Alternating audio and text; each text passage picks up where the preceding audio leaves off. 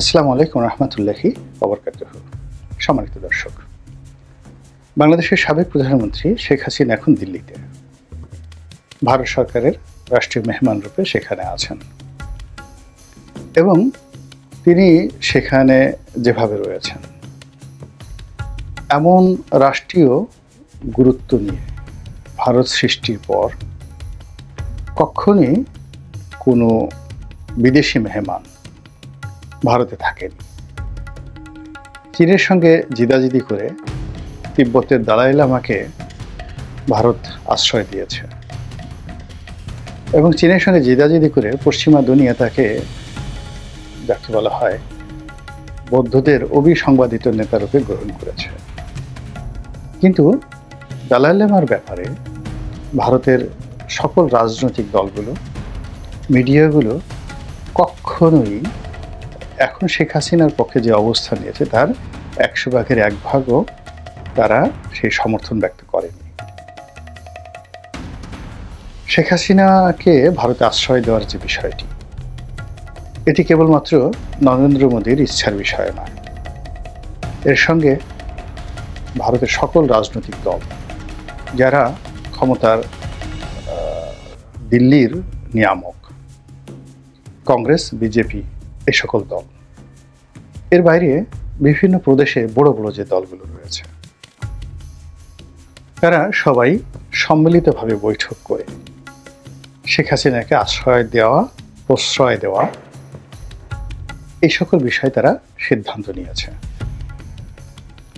তারপর এই শেখ হাসিনার সঙ্গে ভারতের সম্পর্ক, আওয়ামী লীগের সঙ্গে ভারতের সম্পর্ক এবং এই মুহূর্তে ডক্টর ইউনূসের সাথে ভারতের অসম্পর্ক, খারাপ সম্পর্ক, এবং ডক্টর মোহাম্মদ ইউনূসের এই সময়টি কেন ভারতের জন্য ভয়ঙ্কর, বিপজ্জনক, তা নিয়ে অবিরতভাবে ভারতীয় গণমাধ্যম যে প্রচার চালাচ্ছে, প্রোপাগান্ডা চালাচ্ছে এবং ইতিমধ্যে তারা বেশ কিছু গুরুত্বপূর্ণ সিদ্ধান্ত নিয়েছে।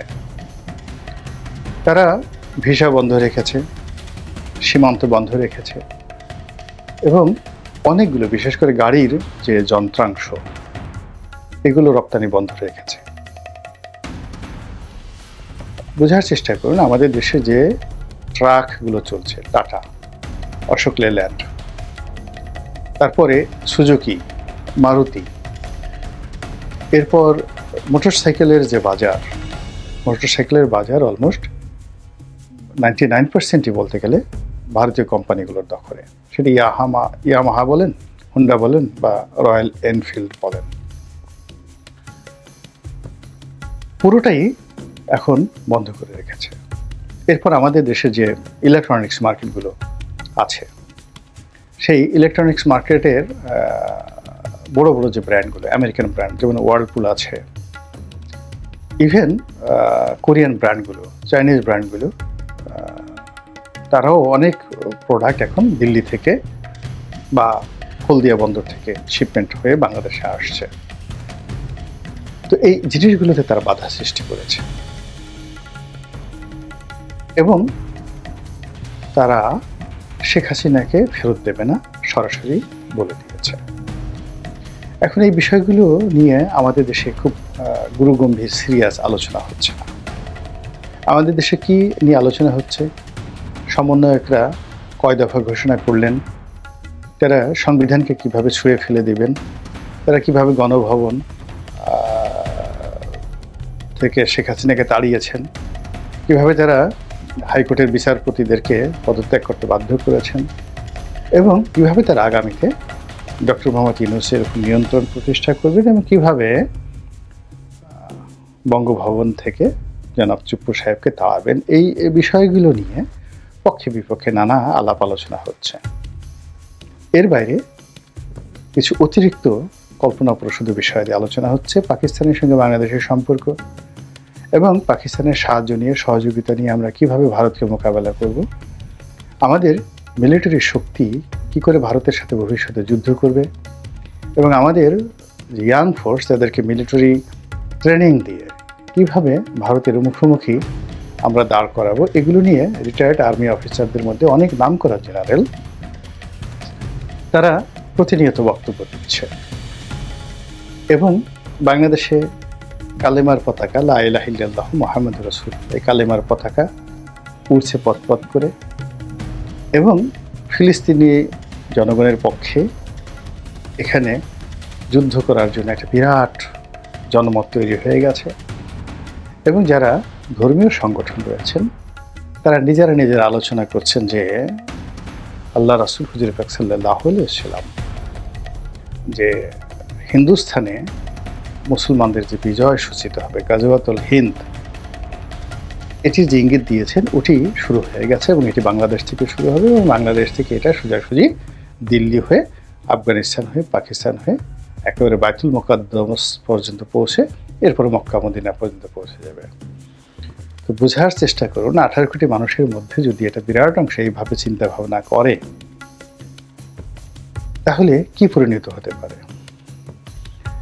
অবাক করার ব্যাপার হলো যে একটা সময় মধ্যযুগে পৃথিবীর সবচেয়ে বড় একটা সাম্রাজ্য মুসলমানরা প্রতিষ্ঠা করেছিল মধ্য এশিয়াতে,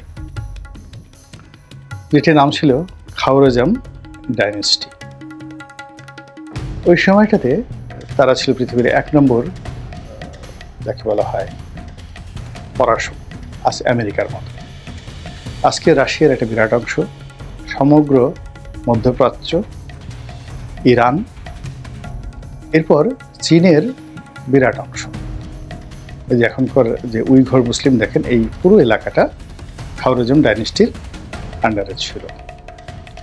তো এই খাওয়ারজামদের সঙ্গে যখন যুদ্ধ শুরু হলো যাকে বলা হয় চেঙ্গিস খানের, এবং চেঙ্গিস খান যখন আক্রমণ করলেন তখন এই যে ইলিউশন বেশিরভাগ খাওয়ারজাম শূন্য, অর্থাৎ মানে শুধুমাত্র রাজধানী যে কাশগড়, সেখানে তাদের যে সৈন্য ছিল সেই সৈন্য যদি খালি অস্ত্র হাতে তুলে নিত সঙ্গে সঙ্গে কিন্তু উইদিন 4-5 ঘন্টার মধ্যে চেঙ্গিস খানের বাহিনী শেষ হয়ে যেত। তখনও পর্যন্ত চেঙ্গিস খান কিন্তু ওইরকম কোনো গ্র্যান্ড ভিক্টরি করেনি। খাওয়ারজাম ডাইনেস্টির বিরুদ্ধে তার প্রথম যুদ্ধ জয় তাকে গ্র্যান্ড ওয়ারিয়ার হিসাবে প্রতিষ্ঠিত করেছিল। এবং সেখানে মধ্যযুগের সেই যে মুসলিম যারা জনগণ ছিলেন, এবং ওই যে কাশগড় যে শহরটি চারিদিক দিয়ে তখন ওয়াল দিয়ে ঘেরাও করা ছিল, তারা সবাই বিশ্বাস করতেন যে ইয়াজুস এবং মাজুস যে সম্প্রদায়, তারা যে বের হয়ে এসে তাদেরকে আক্রমণ করতে পারে যে কোনো সময়। এই কথাটা মনে মনে তাদের একটা বিশ্বাস ছিল, এবং বিশ্বাসের কারণে যখন চেঙ্গিস খান এখানে এলো, এটা একটা অভাবিত বিষয় ছিল। তারা কল্পনাও করতে পারেনি যে এত বড় একটা সাম্রাজ্য আমেরিকাতে যদি এখন এই মুহূর্তে ভুটান আক্রমণ করে আমেরিকা দখল করে ফেলে, ঠিক ওইরকম একটা ঘটনা ঘটেছিল। তো যখনই সেই তাদের ওয়ালের কাছাকাছি পৌঁছে গেল তখন তারা মনে করলো যে এরা ইয়াজুজ এবং মাজুজের আক্রমণের শিকার হয়েছে। ভয়ে সবাই তলোয়ার ছেড়ে যার যার মতো করে পালানো শুরু করল। তো মানুষ যখন এই কল্পনা দ্বারা পরিচালিত হয় তখন সেখানে অনেক বিপদ এবং বিপত্তি কাজ করে।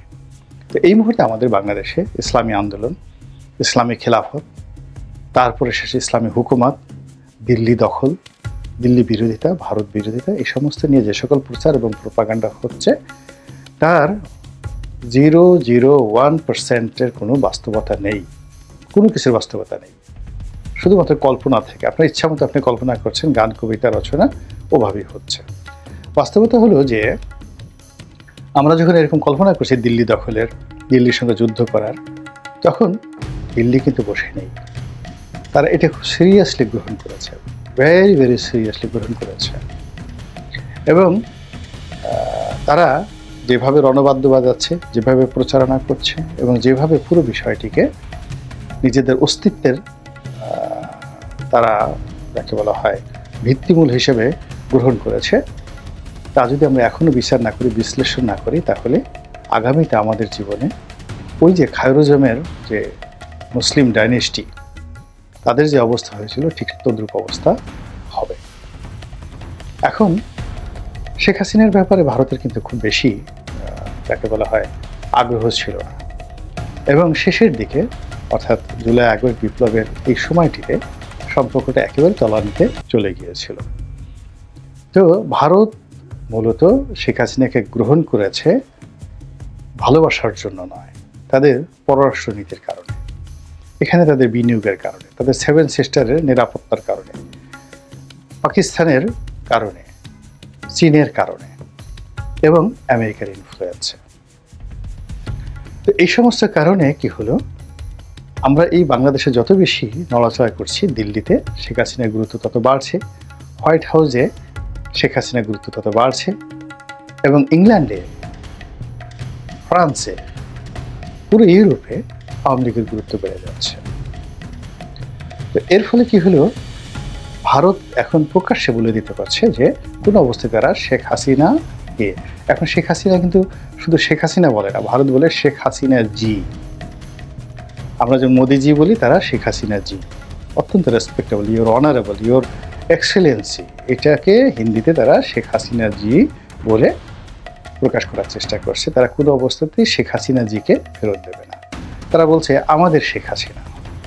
তারা আরও অনেক কথাগুলো বলছে। তো এই বিষয়গুলোকে কগনিজেন্সে নিতে হবে। আমি এখানে বলছি 7টি কারণে তারা শেখ হাসিনাকে ফেরত দেবে না। প্রথম কারণ হলো যে তারা যদি শেখ হাসিনাকে ফেরত দেয়, প্রথমত ভারতে মনে হবে যে ভারত একটা দুর্বল রাষ্ট্র এবং বাংলাদেশের ভয়ে তারা ভিতর সন্ত্রস্ত হয়ে শেখ হাসিনাকে ফেরত দিল, যেটি তারা কখনোই করবে না। 2 নম্বরে হলো যে শেখ হাসিনার কাছে তাদের অনেক গুরুত্বপূর্ণ রেকর্ড আছে। গত 15 বছর ধরে তার সাথে শেখ হাসিনার যে লেনদেন হয়েছে ভারতের সঙ্গে, কূটনৈতিক লেনদেন, অর্থনৈতিক লেনদেন, ব্যবসা বাণিজ্য, আরও অনেক কিছু। তো শেখ হাসিনা যদি বাংলাদেশে আসেন এবং তার বিচার যদি হয় এবং তিনি যদি এই বিষয়গুলো যদি বলে দেন, তাহলে এটি ওয়াটার গ্রেড যে কেলেঙ্কারি ছিল, আমেরিকার ওয়াটার গেট কেলেঙ্কারি, তার চেয়ে নির্মম কেলেঙ্কারি, মোদি কেলেঙ্কারি, অমিত শাহ কেলেঙ্কারিতে পরিণত হবে। এই জিনিসগুলো কোনো অবস্থাতে ভারত করতে চাচ্ছে না। 3 নম্বর হলো যে ভারত একমাত্র বাংলাদেশ ছাড়া এই মুহূর্তে দক্ষিণ পূর্ব এশিয়াতে তার কোথাও কোনো অস্তিত্ব নেই। এবং নেপালে তার যে সমস্যা হয়েছে, শ্রীলঙ্কাতে যে সমস্যা হয়েছে, মালদ্বীপের সমস্যা হয়েছে, কিন্তু ওটার আফটার ইফেক্ট ভারতীয় ভূখণ্ডে প্রভাব বিস্তার করবে না। কিন্তু বাংলাদেশে যদি অ্যাবসলিউটলি ভারত বিরোধী একটা শক্তি এখানে ক্ষমতায় বসে যায় এবং এখানে যদি চীন ঢুকে যায়, পাকিস্তান ঢুকে যায়, তাহলে পুরো ভারত খণ্ড বিখণ্ড হয়ে যায়। ফলে তারা এই ঝুঁকি নেবে না, কোনো অবস্থাতে নেবে না। প্রয়োজন বোধে তারা ইনসার্জেন্সি করবে, তারা আরও আত্মঘাতী অনেক কিছু করবে, পুরো তছনছ করে দেবে, তারা পুরা মাটি নির্গ্রহণ করবে, কিন্তু কোনো অবস্থাতে এই কাজ করবে না। অর্থাৎ আমরা মজজুদ যে সফলতা দেখিয়েছেন, শ্রীলঙ্কাতে যে ঘটনা ঘটেছে, এটা বাংলাদেশের ক্ষেত্রে তারা ঘটতে দেবে না। এরপরে 4 নম্বর হলো যে নিউ ওয়ার্ল্ড অর্ডার বলতে যা বোঝায়, অর্থাৎ এখানে খ্রিস্টবাদ, ইহুদিবাদ এবং খ্রিস্টবাদ এবং ইহুদিবাদের যে প্রভাব পশ্চিমারা করতে চাচ্ছে, এটা ভারতের সঙ্গে ভালো সম্পর্ক তাদের, কিন্তু তার সঙ্গে সঙ্গে ভারত তাদের হিন্দুইজম সম্পর্কে কিন্তু ভীষণ রকমভাবে সেন্সিটিভ। এবং ভারত এখন একটা হিন্দু রাষ্ট্র হিসেবে নিজেদেরকে পরিচয় দিচ্ছে। তাদের দেশে কোটি কোটি খ্রিস্টান রয়েছে, বিভিন্ন ধর্মের 12,000-এর মতো ধর্ম রয়েছে এবং প্রায় 11,000-এর মতো ভাষা রয়েছে। এমন ভাষা 11,000, 1100 নয়, যে ভারতের 140 কোটি লোকের মধ্যে এমন লোক আছে 2 জন মাত্র মানুষ তারা পরস্পরের সাথে কথা বলে, এরকম একটা ভাষা আছে ভারতে। তো এরকম একটা বর্ণবৈচিত্র্যময় দেশ, সেখানে বাংলাদেশে যদি পশ্চিমাদের যে মিশন, অর্থাৎ এখানে যদি একটা খ্রিস্টান রাষ্ট্র গঠিত হয়ে যায়, যেটা তারা চক্রান্ত করছে, এবং এটা যদি তারা সফল হয়ে যায়, তাহলে ভারত এরকম অসংখ্য খ্রিস্টান রাষ্ট্র, অসংখ্য বৌদ্ধ রাষ্ট্র, অসংখ্য সেই যাকে বলা হয় দলিত সম্প্রদায়ের রাষ্ট্র তৈরি হয়ে যাবে, খণ্ড বিখণ্ড হয়ে যাবে ব্রিটিশ জমানার মতো, যেটা ভারত কখনোই হতে দেবে না। গেল 4। 5 নম্বর হলো যে এখানে তারা পাকিস্তানকে আর বাড়তে দেবে না, কোনো অবস্থায় তারা পাকিস্তানকে বাড়তে দেবে না। এর কারণ হলো পাকিস্তান যদি বাংলাদেশের জন্য তাদের দেউলিয়া হতে হয়, সেটা তারা করবে। এর কারণ হলো 71-এ পাকিস্তান জাতি যে অপমানিত হয়েছে, লাঞ্ছিত হয়েছে, এবং তাদের 90,000 সৈন্য এই বাংলার মাটিতে ভারতীয় বাহিনীর কাছে আত্মসমর্পণ করেছে পা ধরে, রীতিমতো পা ধরে। সিমলা চুক্তি তাদের ইতিহাসের অন্যতম অপমানজনক একটি চুক্তি, কাজে সেই প্রতিশোধ ঐতিহাসিকভাবে নেয়ার জন্য এই সময় পাকিস্তান যে চেষ্টা করেছে এটি তারা করতে দেবে না, ফলে তারা শেখ হাসিনাকে ফেরত দেওয়ার ঝুঁকি নেবে না। 6 নম্বরে যেটা হলো, তারা যে কোনো মূল্যে এখনও আওয়ামী লীগকে তাদের বিশ্বস্ত বন্ধু মনে করছে। শেখ হাসিনাকে হয়তো তারা ফেরত দেবে না বা রাজনীতিতে প্রতিষ্ঠিত করবে, শেখ রেহানাকে করবে বা শেখ পরিবারের কাউকে করবে, এটা ভারত কল্পনা করছে না এখন। কিন্তু তারা যে কোনো মূল্যে আওয়ামী লীগকে রাজনীতিতে সচল রাখতে চাচ্ছে, সেটা সরকারি দল হোক বিরোধী দল হোক। এই জন্য তারা যদি তাদের